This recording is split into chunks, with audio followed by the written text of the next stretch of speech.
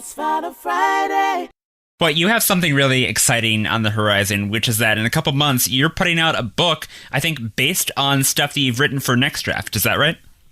NextDraft was sort of an outline for it. The book is called Please Scream Inside Your Heart, Breaking News and Nervous Breakdowns in the Year That Wouldn't End.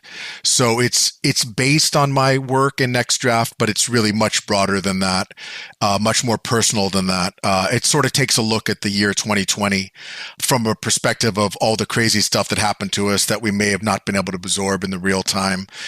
And it offers a time capsule for that. But more importantly, it sort of explains how we got there in terms of our relationship with technology and media, the rise of Trump, and the broader meaning of some of the things that happened, especially in the second half of the year. And for that, it's really taken through the eyes of my parents, who were both Holocaust survivors. So I try to channel some of their lessons for people who weren't sure how serious what was happening to our democracy was.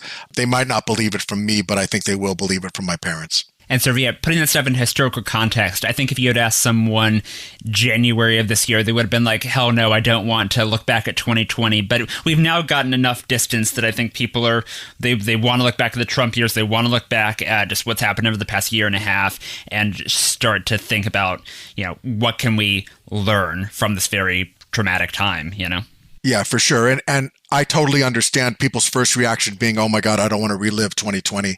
But over the years, writing my daily newsletter and covering the traumatic years and the most traumatic year of our lifetimes, I sort of have gained a skill to share news or share information in a way that's digestible and sometimes funny, often personal. So it's definitely not just a rehashing of that crazy year. It really is more about how did the internet become a place where was basically the opposite of what we thought we were building in the early days of the internet. Why is it that news channels only cover one story at a time? Why is it that people think that they're Batman and have to be notified of every news story on their phone as they're walking down the street? Why do you need to know about a mudslide in Turkey when you're waiting in line at the bank? You probably don't, but you feel like you do. So there's a lot of those issues as well. So there's a lot of humor, tech, media. It's really everything I've sort of learned and been thinking about over the last 20 years working and writing on the web. You can just go to pleasescream.com and we made a pretty cool landing page. So it's worth checking that out if nothing else. Oh, yeah. So the title of the book, that's from, correct me if I'm wrong, it was like a Japanese roller coaster or something like that? Right. There was a Japanese roller coaster at a amusement park. It had a roller coaster called the Fujiyama roller coaster that was at the time, it was built one of the scariest roller coasters in the world. And during the sort of darkest days of the pandemic, back in July of 2020, Tokyo officials decided they would allow people to go back to amusement parks as long as they wore masks. And the people at the amusement park that ran it found that everybody was wearing the masks, unlike in America, and following the rules. But when they would go on this one roller coaster, they would go crazy and be screaming. And so there was like sort of a health risk associated with that.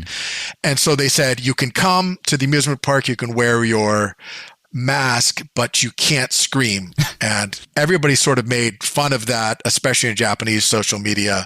Like, how can you possibly go on this roller coaster and not scream? Right. So the executives at the amusement park sent two of their key executives on the roller coaster wearing shirt and tie, mask, and having perfectly coiffed hair.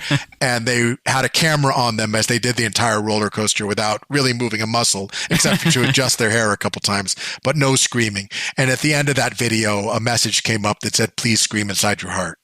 And that sort of became a pretty big meme in a year that was filled with them.